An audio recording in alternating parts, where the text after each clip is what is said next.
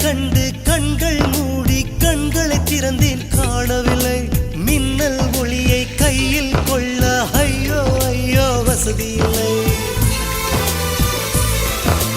என்னை நோக்கி சிந்திய மழைத்துளி எங்கே விழுந்தது தெரியவில்லை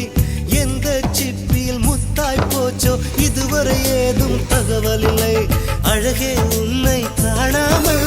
அன்னம் தண்ணீர் தொடமாட்டேன்